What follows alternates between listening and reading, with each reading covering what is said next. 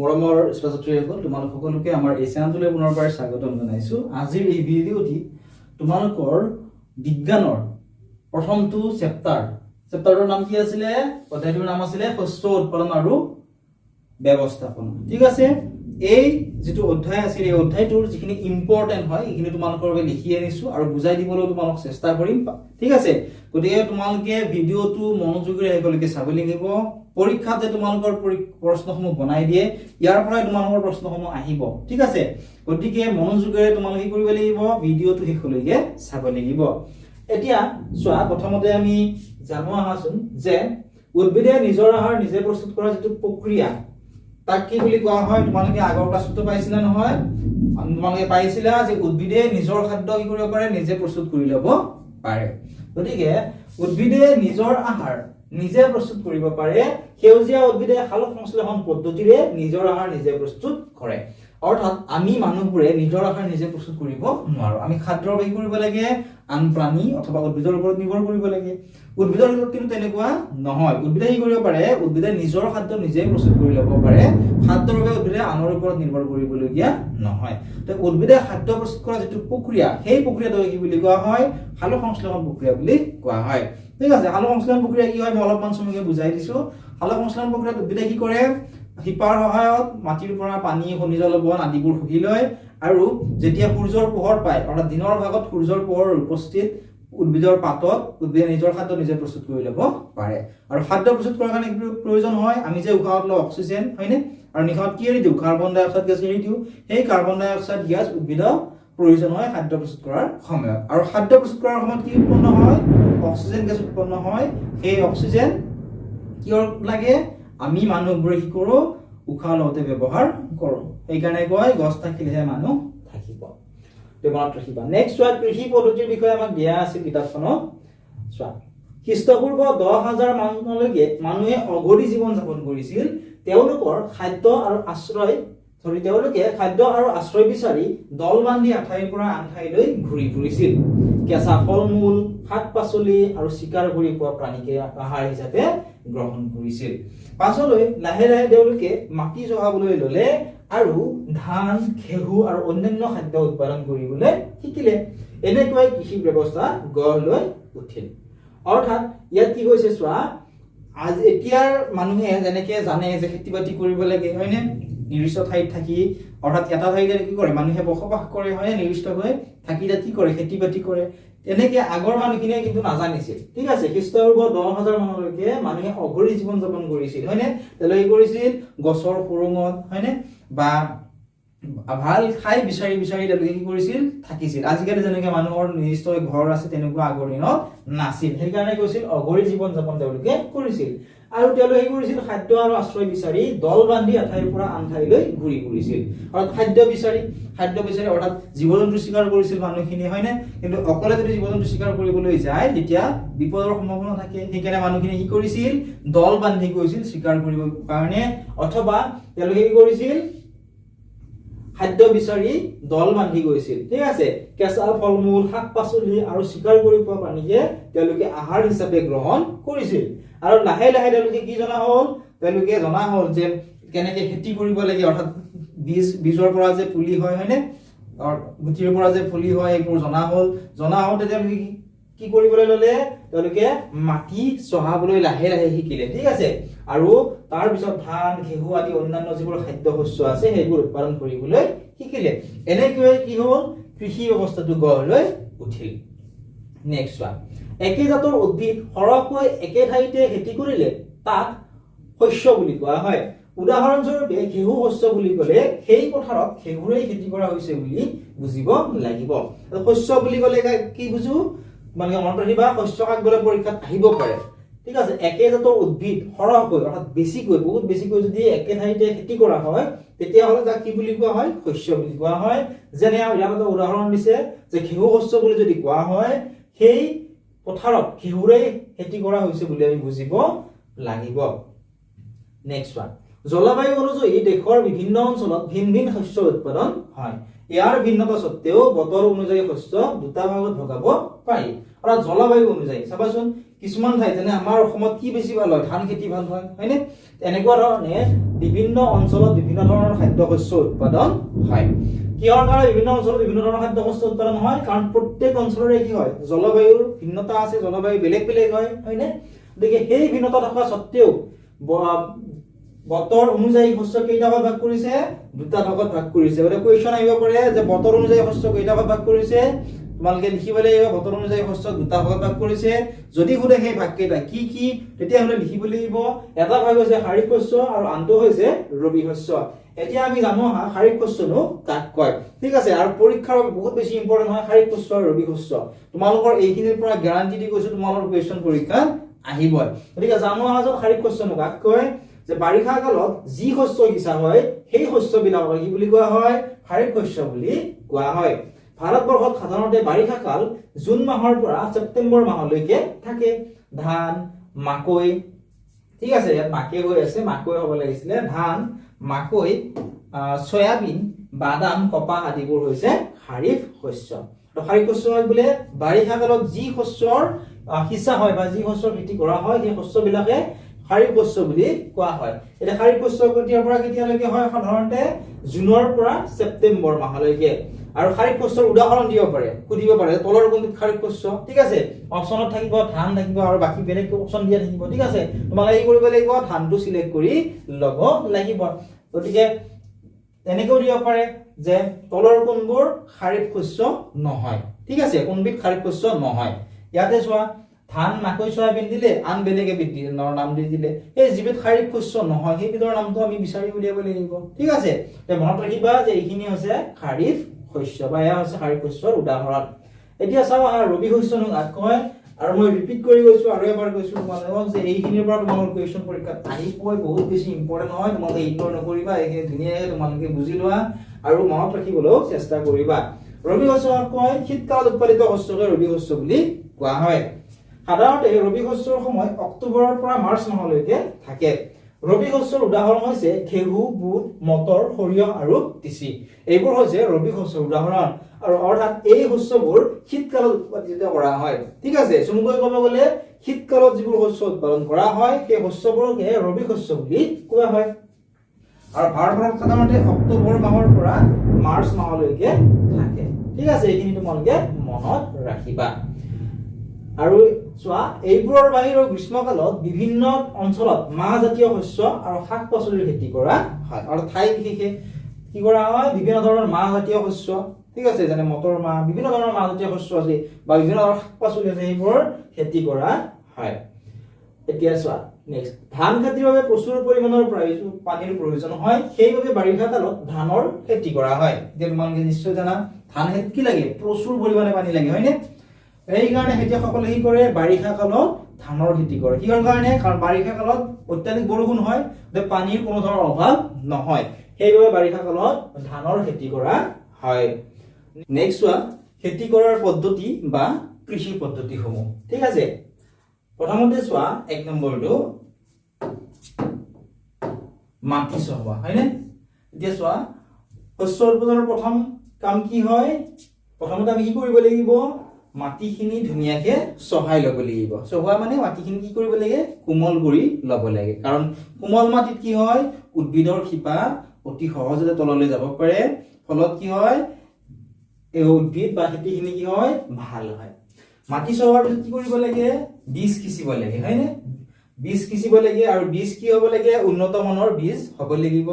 উন্নত মানৰ যদি বীজ নহয় তেতিয়াহ'লে গা গছ ভাল নহ'ব, ফলত শস্য ভাল নহ'ব, হয়নে? উৎপাদন ভাল নহ'ব, ঠিক আছে? গতিকে সদায় আমি ভাল বীজ সিঁচিব লাগে। এতিয়া বীজ সিঁচোতে চোৱাচোন ভাল বেয়া কেনেকৈ গম পাব পাৰো? আমি বীজখিনি এটা মগত লৈ, ঠিক আছে, অৰ্থাৎ এটা মগত যদি আমি পানী অলপ লৈ লওঁ, লৈ তাৰ ওপৰত যদি বীজখিনি দি দিওঁ, যেনে ধৰা ধানৰে বীজখিনি যদি আমি দি দিওঁ, ঠিক আছে, তেতিয়া আমি ইয়াৰ ভাল বেয়াটো আমি গম পাব পাৰো, ঠিক আছে?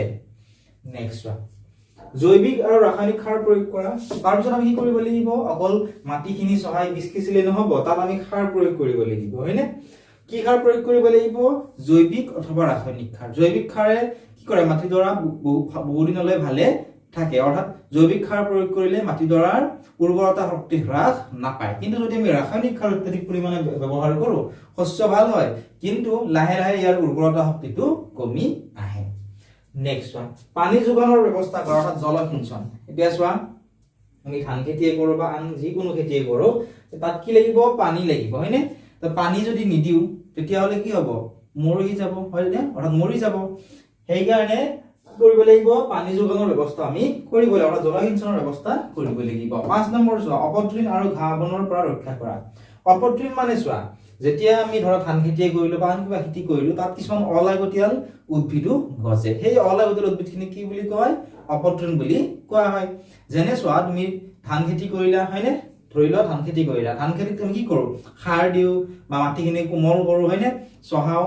তাৰ পিছত বীজ খিচু হয়নে তাৰ পিছত সাৰ প্ৰয়োগ কৰো তাৰ পিছত কি হয় ধানৰ লগতে আন কিছুমান উদ্ভিদো তাত গজে সেই যিবিলাক অলাগতিয়াল উদ্ভিদ আছে এইবিলাক কি বুলি কোৱা হয় অপতৃণ বুলি কোৱা হয় গতিকে সেই অপতৃণ আৰু ঘাঁহ বনৰ পৰা ৰক্ষা কৰিব লাগে কেনেকৈ ৰক্ষা কৰিব পাৰো অপতৃণখিনি আমি উঘালি পেলাব পাৰো হয়নে বা অথবা আমি যেতিয়া মাটিখিনি চহাও সেই অপতৃণবোৰ তাৰ পৰা কি কৰিব পাৰো আমি আঁতৰাই পেলাব পাৰো হয়নে তাত যিবোৰ অপতৃণ হোৱাৰ চান্স আছে সেইবোৰ আমি উঘালি পেলাই দিব পাৰো যাতে সেইখিনি আৰু নেক্সট টাইম নহয় আৰু যদিও তাত পিছতো যদি হয় এইখিনি কি কৰিব লাগিব উঘালি পেলাবলে লাগিব নহলে কি হ'ব চোৱাচোন নহলে ধান খেতিত যিখিনি আমি সাৰ বা পানী প্ৰয়োগ কৰিম এইখিনি এই অলাগতিয়াল উদ্ভিদ জোপাও কি কৰিব গ্ৰহণ কৰিব হয়নে ফলত আমাৰ শস্য ভাল নহব পাৰে শেষত কি কৰিব লাগিব খেতি চপোৱা হয়নে তেনেকুৱা ধান খেতি কৰিলে ধান খেতি কৰাৰ পিছত খেতিডৰ কি কৰিব লাগিব ঘৰলে ধুনীয়াকে চপাই আনিবলে লাগিব চপাই অনাৰ পিছত কি কৰিব লাগিব মৰণা মাৰিব লাগিব মৰণা মাৰাৰ পিছত কি কৰিব লাগিব মজুত কৰা হয়নে সকলোতকৈ টান কাম কি হয় মজুত কৰি ৰখাটোৱে আটাইতকৈ টান কাম কিহৰ কাৰণে কাৰণ খাদ্য শস্যখিনি আমি উৎপাদন কৰিব পাৰো উৎপাদন কৰাৰ পিছত সেইখিনি বহু দিনলৈ ভালে ৰাখিবলৈ আমি লাগিব নহলে যদি সোনকালে বেয়া হৈ যায় কি হ'ব খেতিয়কজনৰ বিভিন্ন অসুবিধাৰ সন্মুখীন হ'ব গতিকে ভালদৰে আমি মজুত কৰি ৰাখিব পাৰিব লাগিব নেক্সট ওয়ান মাটি চহোৱাৰ বিষয় দিছে ইয়াত চোৱা মাটি চহোৱা হৈছে শস্য উৎপাদনৰ প্ৰথম কাম কৃষি কাৰ্যৰ প্ৰথম আৰু অতি প্ৰয়োজনীয় কাম হ'ল মাটিডৰা ঢিলা কৰা ঢিলা মাটিত উদ্ভিদৰ শিপা সহজে তললৈ যাব পাৰে গছৰ শিপাই ঢিলা মাটিত তললৈ গলেও অতি সহজতে উশাহ ল'ব পাৰে হয়নে আমি যেনেকৈ উশাহ নিশাহ লৈ আছো নাই কোৱাচোন বায়ুমণ্ডলৰ পৰা আমি কি লৈ আছো অক্সিজেন গেছ লৈ আছো উশাহত গতিকে চোৱা মাটি চহোৱাৰ কি হয় শস্য উৎপাদনৰ প্ৰথমটো কাম ঠিক আছে কাৰণ মাটিডৰা চহাই আমি মাটিডৰা কি কৰিব লাগিব ঢিলা কৰি ল'ব অৰ্থাৎ কোমল কৰি ল'ব লাগিব কিহৰ কাৰণে কোমল কৰিব লাগে কাৰণ কোমল মাটিত কি হয় উদ্ভিদৰ যে শিপাবোৰ থাকে হয়নে সেই শিপাবোৰ কি হয় অতি সহজে তললৈ যাব পাৰে আৰু সেই শিপাডালে অতি সহজে তললৈ যাব পৰা মানে কি তাৰ পৰা পানী খনিজ লৱণ আদিবোৰ অতি সহজতে শোষণ কৰি ল'ব পাৰিব হয়নে সেইটোৱে কৈছে যে গছৰ শিপাই ঢিলা মাটিত তললৈ গলেও অতি সহজে উশাহ ল'ব পাৰে লগতে পানী খনিজ লৱণ আদিও গ্ৰহণ কৰিব পাৰে নেক্সট চোৱা খেতিৰ সঁজুলি কি দিয়া আছে চোৱা খেতিৰ সঁজুলি বীজ সিঁচাৰ আগতে মাটিডৰা চহাই মাটিখিনি গুৰি কৰি ল'ব লাগে যাতে শস্যৰ উৎপাদন বেছি হয় মাটি চহাবৰ বাবে ব্যৱহৃত প্ৰধান সঁজুলিসমূহ হ'ল হাল কোৰ মই দলিমাৰি আৰু যান্ত্ৰিক হাল অৰ্থাৎ ট্ৰেক্টৰ ঠিক আছে বীজ সিঁচাৰ আগতে আমি কৰিব লাগিব মাটিডৰা ভালদৰে গুৰি কৰি চহাই ল'ব লাগে হয় না অৰ্থাৎ কোমল কৰি ল'ব লাগে কিহৰ কাৰণে কোমল মাটিত কি হয় উদ্ভিদৰ শিপা অতি সহজে মাটিতলৈ যাব পাৰে ফলত খাদ্য শস্য উৎপাদন ভাল হয় ঠিক আছে আৰু মাটি চহাবৰ বাবে বিভিন্ন সঁজুলি ব্যৱহাৰ কৰা হয় যেনে আগৰ দিনত বেছিভাগ হাল ব্যৱহাৰ কৰিছিল কোৰ মই দলিমাৰি আদি হয়নে কিন্তু আজিকালি বেছিভাগ কি কৰা হয় যান্ত্ৰিক হাল মানে কি হয় ট্ৰেক্টৰ কিহৰ কাৰণে ট্ৰেক্টৰ ব্যৱহাৰ কৰে কাৰণ ট্ৰেক্টৰে অতি কম সময়তে অধিক মাটি চহাব পাৰে হয়নে আৰু ভালদৰে চহোৱা যায় ঠিক আছে এটা পৰীক্ষাত কোৱেশ্চন আহিব পাৰে যে মাটি চহাবৰ বাবে আমি কি বা খেতিৰ বাবে ব্যৱহৃত দুবিধ সঁজুলিৰ নাম লিখা ঠিক আছে তেতিয়াহ'লে তোমালোকে এইবোৰ লিখিব লাগিব কোৰ মই দলিমাৰি আদি নেক্সট চোৱা বীজ সিঁচা কি দিয়া আছে চোৱা বীজ সিঁচাটো হৈছে শস্য উৎপাদনৰ আটাইতকৈ প্ৰয়োজনীয় কাম কেতিয়া পৰীক্ষাত 1 মাৰ্কৰ এটা কোৱেশ্চন দি দিয়ে কোৱেশ্চনটোত সোধে যে শস্য উৎপাদনৰ আটাইতকৈ প্ৰয়োজনীয় কামটো কি হয় তো সেইটো হৈছে বীজ সিঁচাটো হয়নে বীজ সিঁচাৰ আগতে উন্নত জাতৰ বীজ বাছি ল'ব লাগে উন্নত জাতৰ বীজ সাধাৰণতে চাফাকৈ ৰখা অৰ্থাৎ নিৰোগী ভাল শস্যৰ পৰা গটোৱা হয় খেতিয়কে সাধাৰণতে অধিক উৎপাদনক্ষম বীজহে নিৰ্বাচন কৰে বেয়া বীজ সাধাৰণতে ফোপোলা আৰু পাতল হয় এই বীজবোৰ পানীত উপঙি উঠে ঠিক আছে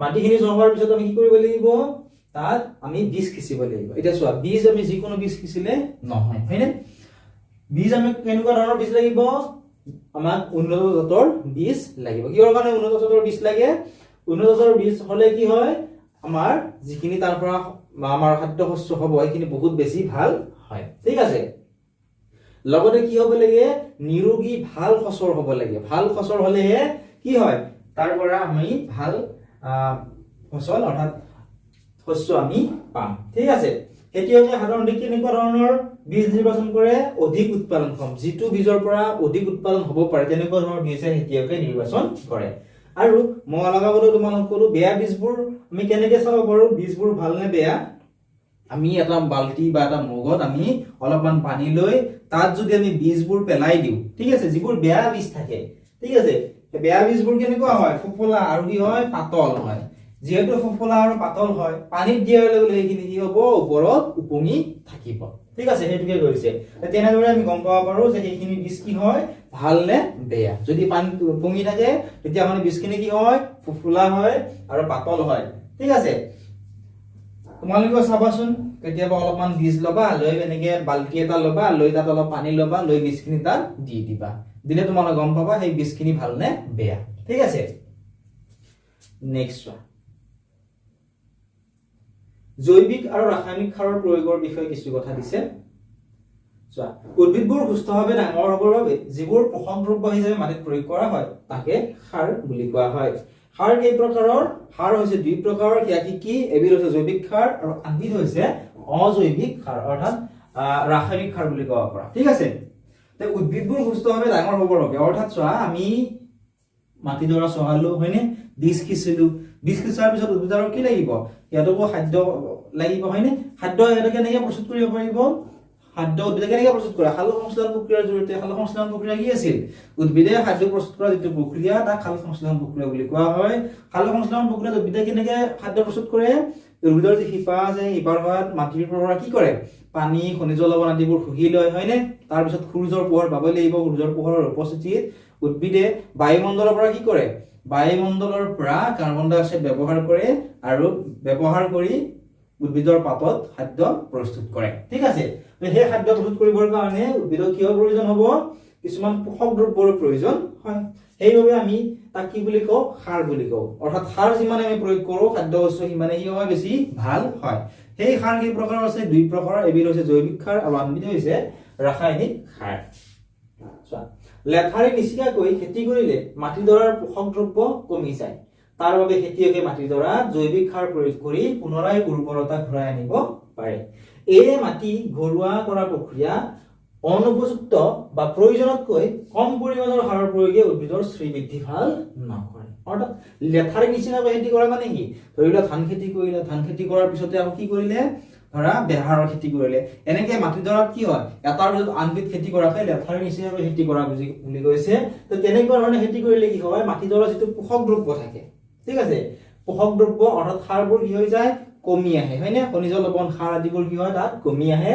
সেইবাবে খেতিয়কে কি কৰে খেতিয়কে মাটিডৰাত আকৌ জৈৱিক সাৰ প্ৰয়োগ কৰে হয়নে বা ৰাসায়নিক সাৰ প্ৰয়োগ কৰে ৰাসায়নিক সাৰ প্ৰয়োগ কৰিলে কিন্তু মাটিৰ উৰ্বৰতা ঘূৰাই আনিব নোৱাৰে জৈৱিক সাৰ প্ৰয়োগ কৰিলে মাটিৰ উৰ্বৰতা ঘূৰাই আনিব পাৰিব তে এই মাটি সাৰুৱা কৰা প্ৰক্ৰিয়া অনুপযুক্ত বা প্ৰয়োজনতকৈ যদি কম পৰিমাণৰ সাৰৰ প্ৰয়োগ কৰা হয় যেনে ধৰা যিখিনি সাৰ প্ৰয়োজন আছিল সেইখিনি সাৰ যদি আমি নিদিওঁ তাতকৈ কম পৰিমাণৰ সাৰ দিওঁ তেতিয়া ভাল হ'ব জানো নিশ্চয় ভাল নহয় হেতুকে ইয়াত কৈছে যে অনুপযুক্ত বা প্ৰয়োজনতকৈ কম পৰিমাণৰ সাৰ যদি প্ৰয়োগ কৰা হয় উদ্ভিদৰ শ্ৰীবৃদ্ধি ভাল নহয় অৰ্থাৎ উদ্ভিদৰ বৃদ্ধি ভাল নহয় বা তাৰ পৰা আমি ভাল শস্য আমি নাপাম ঠিক আছে নেক্সট জৈৱিক সাৰ এবিধ জৈৱ দ্ৰব্য উদ্ভিদ আৰু প্ৰাণীৰ বৰ্জ্য দ্ৰব্য আৰু সেইবোৰৰ দেহৰ পোষণৰ ফলত জৈৱিক সাৰ পোৱা যায় যেনে পচন সাৰ খেতিয়কে এখন মুকলি ঠাইত গাঁত খান্দি তাত উদ্ভিদ আৰু প্ৰাণীৰ বৰ্জিত আৰু পেলনীয়া দ্ৰব্যবোৰ পচিবৰ বাবে ৰাখে এই পচন কাৰ্য কিছুমান অনুজীৱৰ দ্বাৰা হয় এই পচি যোৱা বস্তুখিনিকে জৈৱিক সাৰ হিচাপে ব্যৱহাৰ কৰা হয় আৰু জৈৱিক সাৰ কি জৈৱিক সাৰ হৈছে এবিধ জৈৱ দ্ৰব্য এতিয়া পৰীক্ষাত আহিব পাৰে যে জৈৱিক সাৰ আমি ঘৰতে কেনেকৈ প্ৰস্তুত কৰিব পাৰো এইটো কোৱেশ্চন প্ৰায় পৰীক্ষাত আহে তোমালোকে এইখিনি বুজি লৈ তোমালোকে আনসাৰটো লিখিব পাৰিবা হয়নে লিখিব পৰা এনেধৰণে যে উদ্ভিদ আৰু পানীৰ বৰ্জ্য দ্ৰব্য অৰ্থাৎ চোৱা আমি গৰুৰ যিটো গোবৰ আছে হয়নে গৰুৰ গোবৰো কি হয় এইটো প্ৰাণীৰ বৰ্জ্য দ্ৰব্য হয়নে নহয় সেইটোৱে হৈছে যে উদ্ভিদ আৰু পানীৰ বৰ্জ্য দ্ৰব্য আৰু সেইবোৰৰ দেহৰ পচনৰ ফলত জৈৱিক সাৰ পোৱা যায় যেনে আমি পচন সাৰ কেনেকৈ প্ৰস্তুত কৰিব পাৰো আমি যদি এখন মুকলি ঠাইত ঠিক আছে বাহিৰসকলে কি কৰিব কেনেকৈ কৰিব পাৰে এখন মুকলি ঠাইত এটা গাঁত খান্দি ল'ব পাৰে ঠিক আছে তাত উদ্ভিদ আৰু পানীৰ বৰ্জিত আৰু পেলনীয়া দ্ৰব্যবোৰ পচিবৰ বাবে ৰাখে যেনে গছৰ পাতবোৰ হয়নে গৰু ছাগলীৰ যিবোৰ বৰ্জ্য দ্ৰব্য অৰ্থাৎ গোবৰ আছে ঠিক আছে সেইবোৰ তাত ৰাখিব পাৰে তেনেকৈ ৰাখিলে কি হয় সেইবোৰ কিছুমান অনুজীৱৰ দ্বাৰা পচন হয় ঠিক আছে পচন হোৱাৰ ফলত সেইখিনিকে আমি কি কৰিব পাৰো জৈৱিক সাৰ হিচাপে মাটিত ব্যৱহাৰ কৰিব পাৰো ঠিক আছে আৰু এই জৈৱিক সাৰে মাটিৰ উৰ্বৰতা শক্তি ঘূৰাই আনিব পাৰে নেক্সট ওয়ান ৰাসায়নিক সাৰনো কি হয় ৰাসায়নিক সাৰ কাৰখানাত প্ৰস্তুত কৰা হয় ৰাসায়নিক সাৰৰ উদাহৰণ হৈছে urea ammonium sulphate super phosphate potash NPK অৰ্থাৎ নাইট্ৰজেন ফসফৰাছ পটাছিয়াম আদি ঘেঁহু ধান জব আদি শস্য অধিক পৰিমাণে উৎপাদন কৰিবৰ বাবে খেতিয়কক ৰাসায়নিক সাৰে সহায় কৰে কিন্তু অত্যাধিক পৰিমাণৰ ৰাসায়নিক সাৰৰ প্ৰয়োগে মাটিডৰাৰ উৰ্বৰতা হ্ৰাস কৰে ৰাসায়নিক সাৰ আকৌ পানী প্ৰদূষণৰ উৎস হৈও পৰিছে সেয়ে মাটিৰ উৰ্বৰতা ৰক্ষা কৰিবৰ বাবে ৰাসায়নিক সাৰৰ সলনি জৈৱিক সাৰ ব্যৱহাৰ কৰিব লাগে বা দুটা খেতিৰ মাজত মাটি চন পেলাই থব লাগে অৰ্থাৎ ইয়াতে কি কৈছে চোৱা যিবোৰ জৈৱিক সাৰটো গম পালা ঘৰতে প্ৰস্তুত কৰি ল'ব পাৰি হয়নে গছৰ পাত গৰু মহৰ বৰ্জ্য দ্ৰব্য আদিবোৰ ব্যৱহাৰ কৰি আমি বা আমাৰ ঘৰত যিবোৰ ফল মূল খাওঁ হয়নে বা শাক পাচলিৰ যি পেলনীয়া অংশ আছে সেইবোৰ ব্যৱহাৰ কৰি আমি ঘৰতে জৈৱিক সাৰ প্ৰস্তুত কৰি ল'ব পাৰোঁ কিন্তু ৰাসায়নিক সাৰ আমি ঘৰত প্ৰস্তুত কৰি ল'ব নোৱাৰো ৰাসায়নিক সাৰ ক'ত প্ৰস্তুত কৰা হয় ৰাসায়নিক সাৰ প্ৰস্তুত কৰা হয় কাৰখানাত ঠিক আছে ডাঙৰ ডাঙৰ যিবোৰ কাৰখানা আছে তাত ৰাসায়নিক সাৰ প্ৰস্তুত কৰা হয় সেইকাৰণে যিবোৰ ৰাসায়নিক সাৰ আছে সেইবোৰ ক'ত পোৱা যায় দোকানত কিনিবলৈ পোৱা যায় চোৱা ৰাসায়নিক সাৰৰ উদাহৰণ পৰীক্ষাত সুধিব পাৰে যে দুবিধ ৰাসায়নিক সাৰৰ উদাহৰণ লিখা তেতিয়াহ'লে লিখিব পৰা ইউৰিয়া লিখিব পৰা ঠিক আছে মনত ৰাখিবা ইউৰিয়া হৈছে এবিধ ৰাসায়নিক সাৰ urea ammonium sulphate super phosphate potash NPK nitrogen phosphorus potassium এইবোৰ হৈছে কি হয় ৰাসায়নিক সাৰৰ উদাহৰণ পৰীক্ষাত এনেধৰণে দিব পাৰে যে তলৰ কোনবিধ ৰাসায়নিক সাৰৰ ঠিক আছে সাৰৰ উদাহৰণ এনেকৈ সুধিব পাৰে ঠিক আছে তোমালোক চাৰিটা অপচন দিব তাৰ ভিতৰত ইয়াৰে এটা দি দিব এইটো বিচাৰি উলিয়াব লাগিব অৰ্থাৎ তোমালোক ইয়াত উল্টাই সুধিব পাৰে যেনে তোমালোক অপচনত দিলে urea ammonium sulphate super phosphate হয়নে আৰু তলত সুধিলে যে তলৰ কোনবিধ জৈৱিক সাৰ ঠিক আছে শেষৰ যিটো 4 নম্বৰ অপচন আছে কাৰণ এই তিনিটাটো জৈৱিক ৰাসায়নিক সাৰৰ উদাহৰণ হয়নে যিটো জৈৱিক সাৰ সেইটোহে আমি বিচাৰিব লাগিব ঠিক আছে গতিকে সিম্পল তোমালোকে মনত ৰাখিবা এইবিলাক হৈছে ৰাসায়নিক সাৰ তোমালোকে মনত ৰাখি থবা ঠিক আছে নেক্সট ওয়ান ঘেঁহু ধান জব আদি শস্য তোমালোকে চাবাচোন আমাৰ অসমত বেছি কি খেতি কৰা হয় ধান খেতি কৰা হয় হয়নে এই ধান খেতি কৰাৰ সময়ত অৰ্থাৎ এতিয়া এইটো ধান খেতি কৰিব হয়নে ধান খেতি কৰাৰ সময়ত চাবাচোন খেতিয়কসকলে কি কৰে উৎপাদন বৃদ্ধি কৰিবৰ কাৰণে অত্যাধিক পৰিমাণে ৰাসায়নিক সাৰ প্ৰয়োগ কৰে কিহৰ কাৰণে ৰাসায়নিক সাৰ প্ৰয়োগ কৰে কাৰণ ৰাসায়নিক সাৰ অতি সহজে দোকানত কিনিবলৈ পোৱা যায় হয়নে খেতিয়কসকলে কি কৰে দোকানৰ পৰা কিনি আনে আৰু খেতি মাটিত আৰু খেতিডৰাত প্ৰয়োগ কৰে কিন্তু অত্যাধিক যদি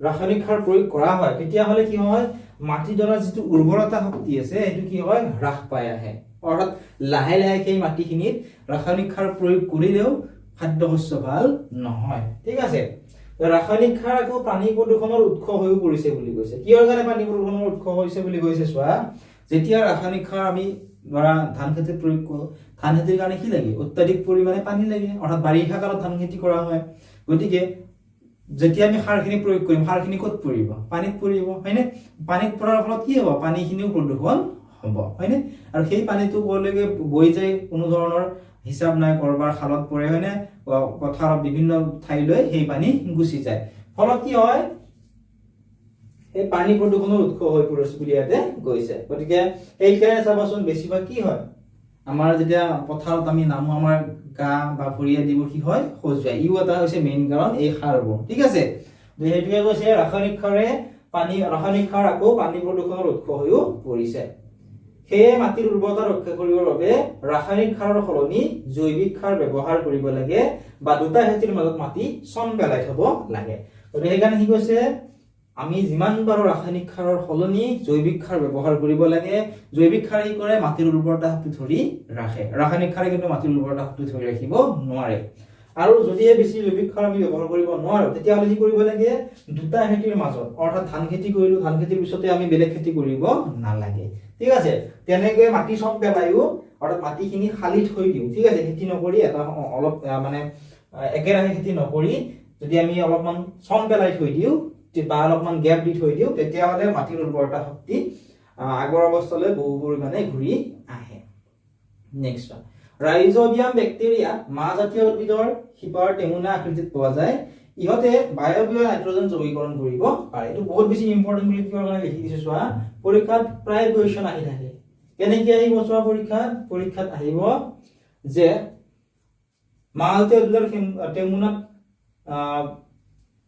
থকা নাইট্ৰজেন যৌগীকৰণ এইটো কোনে কৰিব পাৰে সুধিব পাৰে। ঠিক আছে, প্ৰায় আহি থাকে। এইটো মনত ৰাখিবা, ৰাইজোবিয়াম নামৰ যিবোৰ বেক্টেৰিয়া আছে এই কি কৰে, যিবোৰ মাহজাতীয় উদ্ভিদ আছে এই উদ্ভিদৰ শিপাৰ টেমুনা আকৃতিত পোৱা যায় আৰু সিহঁতে কি কৰে যিবোৰ বায়বীয় নাইট্ৰজেন যৌগীকৰণ কৰিব পাৰে। অৰ্থাৎ চোৱা আমাৰ বায়ুমণ্ডলত নাইট্ৰজেন কিমান থাকে 78.08% থাকে, হয়নে? 78.08% আটাইতকৈ বেছি পৰিমাণে থকা গেছ বিধেয় হৈছে নাইট্ৰজেন গেছ। এই নাইট্ৰজেন উদ্ভিদে বায়ুমণ্ডলৰ পৰা পোনপটীয়াকৈ গ্ৰহণ কৰিব নোৱাৰে। সেইবাবে ৰাইবোজম নামৰ যিবোৰ বেক্টেৰিয়া আছে এইবোৰ মাহজাতীয় উদ্ভিদৰ শিপাৰ টেমুনা আকৃতিত পোৱা যায়। ইহঁতে কি কৰে সেই বায়বীয় নাইট্ৰজেন যৌগীকৰণ কৰি ল'ব পাৰে। এতিয়া নেক্সট চাবা, এইটো বহুত বেছি ইম্পৰ্টেণ্ট হয়, ৰাসায়নিক আৰু জৈৱিক সাৰৰ মাজত পাৰ্থক্য। তোমালোকৰ পৰীক্ষাত আহিব, পৰীক্ষাত লিখিব দিব জৈৱিক আৰু ৰাসায়নিক সাৰৰ মাজত পাৰ্থক্য। চোৱা, ৰাসায়নিক সাৰ হৈছে এবিধ কি হয় অজৈৱিক লৱণ। ঠিক আছে, এইটো মনত ৰাখিবা, ৰাসায়নিক সাৰ কি হয় এবিধ অজৈৱিক লৱণ। জৈৱিক সাৰ কি হয়, জৈৱিক সাৰ হৈছে এবিধ প্ৰাকৃতিক দ্ৰব্য। মানে গোটেইখিনি নিলিখিলে কথা নাই, পৰীক্ষালৈ তোমালোকে এইটো লিখিলে হ'ল। ধৰা 1 নম্বৰ পইণ্ট দিলা, তোমালোকে এইখিনি লিখিলা, ৰাসায়নিক সাৰ এবিধ অজৈৱিক লৱণ আৰু জৈৱিক সাৰ হৈছে এবিধ প্ৰাকৃতিক দ্ৰব্য। ঠিক আছে, পৰীক্ষাৰ কাৰণে এইখিনি হৈ যাব। তথাপিও এইখিনি মনত ৰাখিবা, গৰু ম'হ ছাগলীৰ গোবৰ মানৱ বৰ্জিত দ্ৰব্য আৰু উদ্ভিদৰ অৱশিষ্ট দ্ৰব্যৰ পচন ঘটি জৈৱিক সাৰ প্ৰস্তুত হয়। অৰ্থাৎ গৰু ম'হ বা ছাগলীৰ যি গোবৰ আছে, ঠিক আছে, সেই গোবৰ ব্যৱহাৰ কৰি অৰ্থাৎ মানৱ বৰ্জিত মানে মানুহৰ কথা কৈছে, ঠিক আছে, এই দ্ৰব্য আৰু উদ্ভিদৰ যিটো অৱশিষ্ট দ্ৰব্য অৰ্থাৎ গছৰ ডাল পাত এইবোৰ কথা কৈছে, সেইবোৰৰ পচন ঘটি কি হয় জৈৱিক সাৰ প্ৰস্তুত হয়। ইমানবোৰ তোমালোকৰ পৰীক্ষাত মনত নাথাকে, গতিকে 1 নম্বৰ পইণ্টটো ইয়াৰ পৰা ইয়ালৈকে, ইয়াৰ পৰা ইয়ালৈকে মনত ৰাখিলে হৈ গ'ল। ঠিক আছে, তোমালোক যিমান নম্বৰ দিয়ে পৰীক্ষাত যদি 2 নম্বৰ 2টা পইণ্ট লিখিব লাগিব, 3 নম্বৰ দিলে 3টা। ঠিক আছে, 3 নম্বৰতকৈ বেছি নিদিয়ে তোমালোক, 3টাকৈ পইণ্ট তোমালোকে মনত ৰাখিবা। 2 নম্বৰটো চোৱা, ৰাসায়নিক সাৰ কাৰখানাত প্ৰস্তুত কৰা হয়, হয়নে?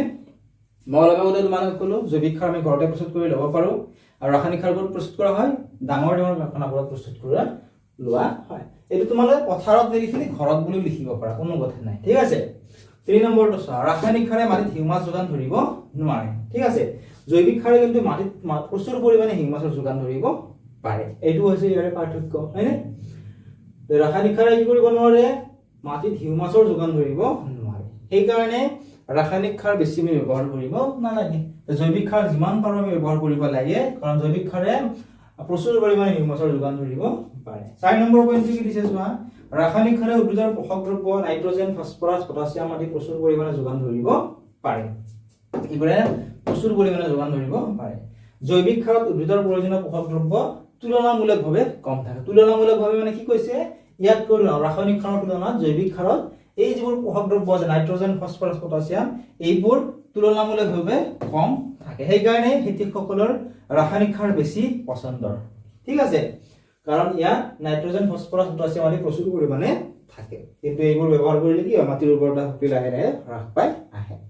আশা কৰিছো বুজি পালা জৈৱিক সাৰ আৰু ৰাসায়নিক সাৰৰ পাৰ্থক্য, differences between fertiliser and manure. ঠিক আছে, ইম্পৰ্টেণ্ট হয়, তোমালোকে চাবই লাগিব। নেক্সট চাবা জৈৱিক সাৰৰ সুবিধাসমূহ। জৈৱিক সাৰ কিয় ব্যৱহাৰ কৰিব লাগে, ইয়াৰ সুবিধাসমূহ চোৱা।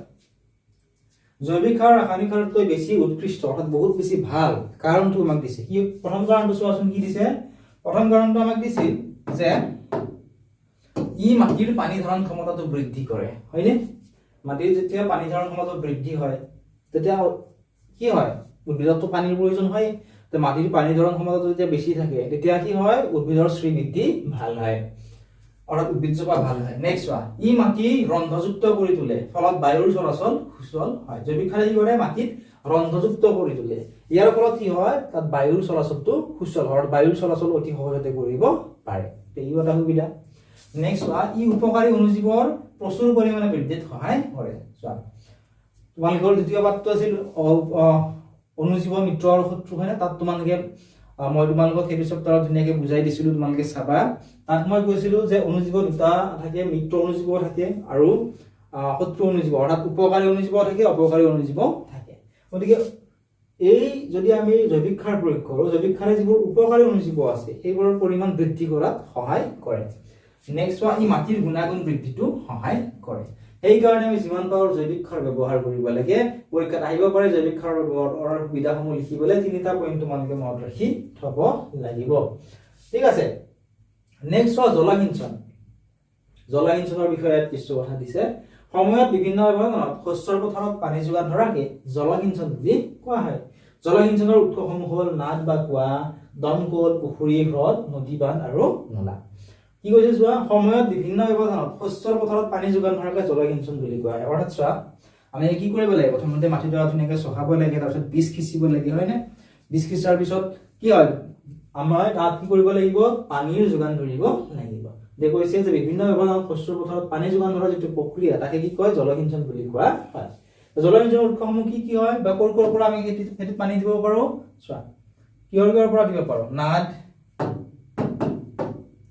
নাদ বা কুঁৱাৰ পৰা দিব পাৰো হয়নে দমকলৰ পৰা পুখুৰী হ্ৰদ নদী বান্ধ আৰু নলা এইবোৰৰ পৰা পানী আমি খেতি পথাৰত দিব পাৰো সকলো জীৱকে জীয়াই থাকিবলৈ পানীৰ প্ৰয়োজন উদ্ভিদৰ ফল ফুল আৰু বীজৰ বৃদ্ধি আৰু বিকাশৰ বাবে পানী অতি প্ৰয়োজন উদ্ভিদৰ শিপাই পানী শোষণ কৰে পানীৰ লগতে খনিজ পদাৰ্থ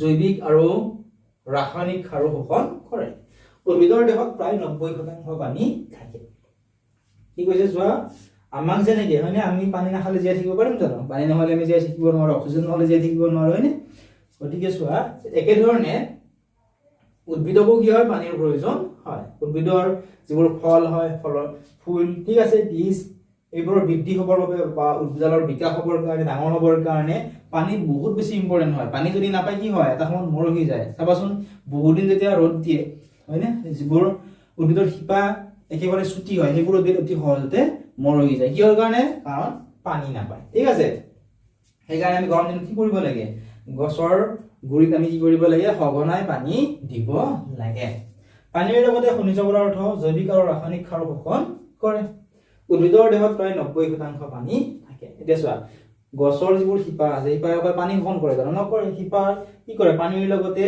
খনিজ পদাৰ্থ যিবোৰ আছে মাটিত হয়নে আৰু যিবোৰ আমি সাৰ প্ৰয়োগ কৰো গছডালৰ গুৰিত বা উদ্ভিদৰ গুৰিত জৈৱিক আৰু ৰাসায়নিক সাৰ সেইবোৰ কি কৰে শোষণ কৰি লয় আৰু মনত ৰাখিবা উদ্ভিদৰ দেহত 90% কি থাকে পানী থাকে ইম্পৰ্টেন্ট হয় নেক্সট আহা জলসিঞ্চনৰ আধুনিক পদ্ধতিয়ে পানী মিতব্যয়ীভাৱে ব্যৱহাৰ কৰাত আমাক সহায় কৰে ব্যৱহৃত এনে মুখ্য পদ্ধতিসমূহ হ'ল এতিয়া চোৱা আমাৰ কি হৈছে লাহে লাহে পানীৰ অৰ্থাৎ ভূগৰ্ভৰ মাটিৰ তলৰ পৰা যিটো আমি পানী উলিয়াই খাওঁ যেনে দমকল বা কুঁৱাৰ পৰা যিটো পানী খাওঁ সেইটো কি পানী বুলি কয় ভূগৰ্ভৰ পানী হয়নে অত্যাধিক পৰিমাণে কাৰণ চোৱা জনসংখ্যা বাঢ়ি গৈছে অৰ্থাৎ মানুহৰ সংখ্যা বাঢ়ি গৈছে হয়নে বাঢ়ি যোৱাৰ ফলত কি হয় লগতে বিভিন্ন ধৰণৰ ইণ্ডাষ্ট্ৰী বিলাক হৈছে ফলত কি হৈছে পানীৰ বহুত বেছি ব্যৱহাৰ হৈছে ইয়াৰ ফলত কি হৈছে ভূগৰ্ভৰ পৰা যিটো পানী ওলাই এই পানীৰ পৰিমাণ কি হৈছে দিনক দিনে কমি আহিবলৈ ধৰিছে গতিকে জলসিঞ্চনৰ ব্যৱস্থাটো কি হয়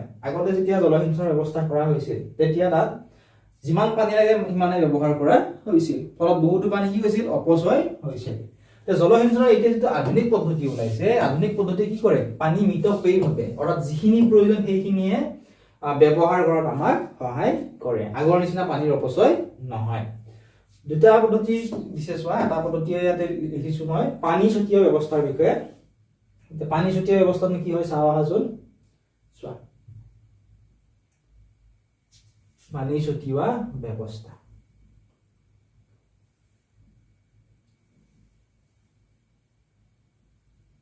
পানীৰ পৰিমাণ কম থকা অসমান ভূমিত এই ব্যৱস্থা অতি উপযোগী পানী অহা মূল নলীডালত এটা নিৰ্দিষ্ট দূৰত্বৰ ব্যৱধানত আগমূৰত ঘূৰ্ণনশীল বিন্ধা থকা নলী লম্বভাৱে লগোৱা হয় পাম্পৰ চাপযুক্ত পানী যেতিয়া মূল নলীডালেদি প্ৰবাহিত হয় তেতিয়া ঘূৰ্ণনশীল বিন্ধাৰে পানী জোৰেৰে ওলাই যায় বৰষুণৰ পানীৰ দৰে শস্যৰ ওপৰত পানীৰ ছিটিকনি পৰে পানী ছটিওৱা পদ্ধতি বালিয়া মাটিৰ বাবে অতি উপযোগী ঠিক আছে ইয়াত কি কৈছে চোৱা এই পদ্ধতি চোৱা তোমালোকে কিতাপখনত চাব পাৰিবা ইটো ধুনীয়াকৈ তাত দি থোৱা আছে এইটো পদ্ধতি কি বুলি কোৱা হয় পানী ছটিওৱা ব্যৱস্থা ঠিক আছে এই পদ্ধতি বেছিকৈ ব্যৱহাৰ কৰা হয় বা কোনবোৰ ঠাইৰ কাৰণে উপযোগী হয় যিবোৰ ঠাইত অসমান ভূমি অৰ্থাৎ যিটো মাটি আছে হয় না যেনেকৈ সমতল ভূমি আছে য'ত সমান হয় হয়নে কিন্তু যিবোৰ অসমান ভূমি আছে হয় না সেই অসমান ভূমিৰ বাবে এই অৱস্থাটো বহুত বেছি উপযোগী হয় কিহৰ কাৰণে অসমান ভূমি বহুত বেছি উপযোগী কাৰণ অসমান ভূমিত চোৱাচোন যদি এনেকুৱা ধৰণে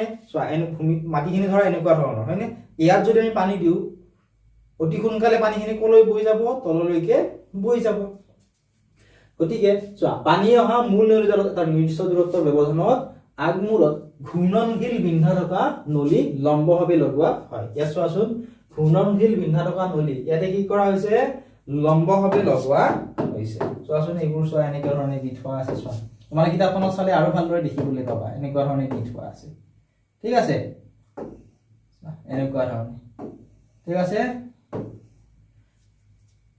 পাম্পৰ চাপযুক্ত পানী যেতিয়া মূল নলীডালেদি প্ৰবাহিত হয় ঠিক আছে এই মূল নলীডালেদি যেতিয়া প্ৰবাহিত হয় পাম্পৰ হাত যেটো পানী পঠিওৱা হৈছে ঠিক আছে তেতিয়া কি হয় ঘূৰ্ণনশীল বিন্ধাৰে পানী জোৰেৰে ওলাই যায় বৰষুণৰ পানীৰ দৰে শস্যৰ ওপৰত পানীৰ ছিটিকনি পৰে এনেকৈ দিয়াৰ ফলত কি হৈছে বৰষুণৰ পানী যেনেকৈ পৰে ওপৰৰ পৰা ঠিক একে ধৰণে পানীৰ ছিটিকনি পৰে পানী ছটিওৱা পদ্ধতি বালিয়া মাটিৰ বাবে অতি উপযোগী কিহৰ কাৰণে বালিয়া মাটিৰ বাবে অতি উপযোগী কাৰণ বালিয়া মাটিত কি হয় পানী পৰাৰ লগে লগে শুকাই যায় হয়নে যে এই পদ্ধতি বহুত বেছি ইম্পৰ্টেন্ট হয় ঠিক আছে কাৰণ ইয়াত কি হয় একেলগে পানীখিনি নপৰে লাহে লাহে ছিটিকি পানীখিনি পৰি থাকে আৰু এটা নিৰ্দিষ্ট সময়ৰ ব্যৱধানত পৰে সেইকাৰণে পানীৰো অপচয় নহয় নেক্সট হোৱা পানী নিগৰা ব্যৱস্থাৰ বিষয় দিছে এই ব্যৱস্থাত পানী নিগৰাই টুপটুপকৈ উদ্ভিদৰ গুৰিত পেলোৱা হয় ঠিক আছে পানী নিগৰা ব্যৱস্থা কি কৰা হয় পানী নিগৰাই টুপটুপকৈ উদ্ভিদৰ গুৰিত পেলাই দিয়া হয় সেই এই ব্যৱস্থাত পানী নিগৰা ব্যৱস্থা বুলি কোৱা হয় ফলৰ গছ বাগিচা আৰু ডাঙৰ গছত পানী যোগানৰ ইয়াত উত্তম ব্যৱস্থা এই ব্যৱস্থাই উদ্ভিদক টুপটুপকৈ পানীৰ যোগান ধৰে সেয়ে পানীৰ মুঠেই অপচয় নহয় পানীৰ অভাৱ থকা ঠাইৰ বাবে এই ব্যৱস্থা আশীৰ্বাদ স্বৰূপ অৰ্থাৎ চোৱা এই অৱস্থাত কি হয় পানী নিগৰাই টুপটুপকৈ উদ্ভিদৰ গুৰিত পেলোৱা হয় ঠিক আছে এনেকুৱা ধৰণে উদ্ভিদৰ গুৰিবোৰত কি কৰা হয় টুপটুপকৈ পেলোৱা হয় একেলগে পেলোৱা নহয় নেক্সট ওয়ান এই কাৰণে যে ইয়াত টুপটুপকৈ পেলোৱা হয় কাৰণে ইয়াক কি বুলি কোৱা হয় বা পানী নিগৰাই পেলোৱা হয় এই কাৰণে এই অৱস্থাটোক পানী নিগৰা ব্যৱস্থা বুলি কোৱা হয় কোনবোৰ ঠাইৰ কাৰণে ইয়াত উত্তম ব্যৱস্থা য'ত ফলৰ গছবোৰ আছে ডাঙৰ ডাঙৰ ফলৰ গছ বাগিচা ডাঙৰ যিবোৰ গছ আছে সেই ঠাইবিলাকত পানী যোগানৰ বাবে এটা অতি উত্তম ব্যৱস্থা এই ব্যৱস্থা কি কৰে উদ্ভিদক টুপটুপকৈ পানীৰ যোগান ধৰে হয়নে সেই কাৰণে কি হয় যেটো টুপটুপকৈ পানীৰ যোগান ধৰে পানীৰ অপচয় নহয় যিবোৰ ঠাইত পানীৰ অভাৱ আৰু পানীৰ মানে কম আছে যিবোৰ ঠাইত তেনেবোৰ ঠাইৰ বাবে এই অৱস্থাটো আশীৰ্বাদ স্বৰূপ তোমালোকে কিতাপখনত ভালদৰে চাবা তাত ধুনীয়াকৈ তোমালোকে দেখিবলৈ পাবা ঠিক আছে আশা কৰিছো তোমালোকে বুজি পাইছা ইয়াৰ সম্পূৰ্ণ ভিডিঅটো পিডিএফৰ সৈতে তোমালোকে আমাৰ এপত পাবা যিসকল ছাত্ৰ-ছাত্ৰীয়ে আমাৰ এপটো ডাউনলোড কৰা নাই এতিয়া ডেসক্ৰিপচনত দিয়া লিংকত ক্লিক কৰা আৰু আমাৰ এপটো ডাউনলোড কৰি লোৱা